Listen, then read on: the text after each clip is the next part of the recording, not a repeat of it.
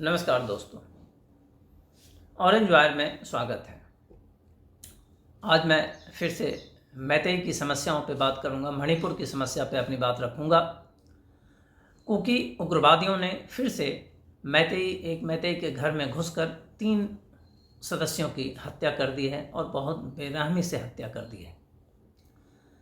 ये आप मान के चलिए, जिस तरह से कश्मीर से आखिरी हिंदू नहीं निकल गया तब तक ये जो अत्याचार काफिर हिंदुओं पे जारी रहा, उसी तरह नॉर्थ ईस्ट में नॉन बिलीवर गैर क्रिश्चियन जो हिंदू है उसके ऊपर यह अत्याचार अब शायद रुकने वाला नहीं है। जब तक आखिरी मैतेई वहाँ से समाप्त नहीं हो जाता तब तक कुकी क्रिश्चियन उग्रवादियों का हमला जारी रहेगा। अभी के खबरों में यह कहा गया है, इंडिया टुडे का भी ये रिपोर्ट है कि ड्रोन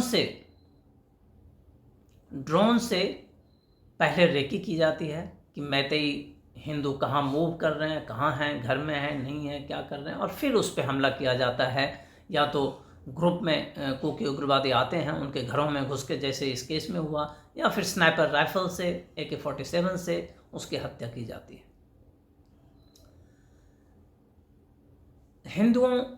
काफिर हिंदुओं और नॉन बिलीवर हिंदुओं पे ये अत्याचार केवल राजनीतिक नहीं है, ये अत्याचार केवल सामाजिक नहीं है, ये अत्याचार का एक जो स्वरूप है जिसे समाज, मीडिया, सरकार, न्यायपालिका कोई भी इस पे डिस्कस नहीं करता, इस पे चर्चा नहीं करता, और चर्चा करने से डरता है या स्वयं को अपराध बोध से ग्रस्त पाता है।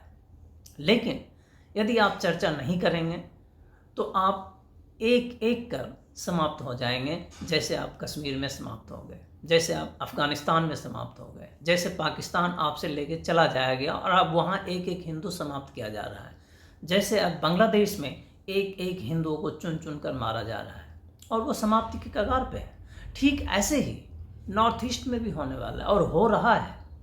इसलिए मैं काफिर हिंदुओं से और समाज से ये कहना चाहता हूँ कि आप इस चर्चा में इस बात से पीछे मत हटिए कि ये युद्ध, ये लड़ाई, ये अत्याचार हिंदुओं पे केवल और केवल सामाजिक नहीं है, केवल और केवल सामुदायिक नहीं है। इसके भीतर जो हमलावर हैं उनके पास अपना एक वैचारिक अस्त्र है जो ये उन्हें कहता है कि काफिरों को या नॉन बिलीवरों को अपने पास नहीं रहने दो, उसे या तो कन्वर्ट कर दो या समाप्त कर दो। ये बीज मंत्र है, ये बीज है इन सारे अत्याचारों का जो काफिरों के ऊपर हो रहा है। इस बीज मंत्र को जाने बगैर, ये सुनने में भले ही खराब लगे, लोगों को अच्छा ना लगे, लेकिन सत्य ऐसा ही है।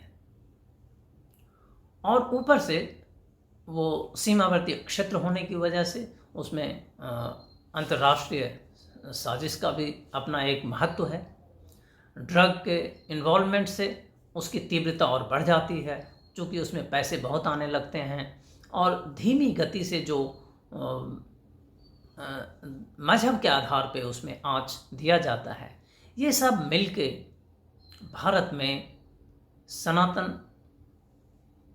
का जो समुदाय है उस पे चौतरफा हमला हो रहा है और वो लगातार इस खतरे से जूझ रहा है। जब तक मैतेई का सर्वनाश नहीं हो जाएगा मणिपुर में, मुझे नहीं लगता कुकी उग्रवादियों का ये हमला रुकने वाला है, क्योंकि समाज, सरकार और देश मैतेई हिंदुओं के प्रति सजग और सतर्क बिल्कुल नहीं है। उसे मरने के लिए छोड़ दिया है, ठीक वैसे ही छोड़ दिया है जैसे कश्मीर में हिंदुओं को मरने के लिए पॉलिटिकल इस्लाम के हवाले कर दिया था भारत ने। परिणाम आपके सामने है और अब अनेकों कश्मीर भारत में बने हुए हैं। इसी देश में अब केरल जैसे राज्य में लगातार ये बातें उठ रही हैं कि हिंदुओं को मंदिरों में टांग दिया जाए और उसको मंदिरों के बाहर जलाया जाएगा, लेकिन इस पे कोई चर्चा नहीं होती है, इस पे कोई कानूनी कार्रवाई नहीं हो सकती, क्योंकि ये हिंदुओं पे अत्याचार होने की बात है, इसे कोई गंभीरता से नहीं लेता।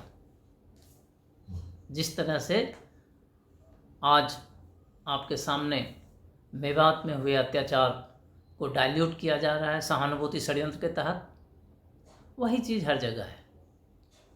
सहानुभूति षड्यंत्र हिंदुओं के खिलाफ हर जगह काम करता है।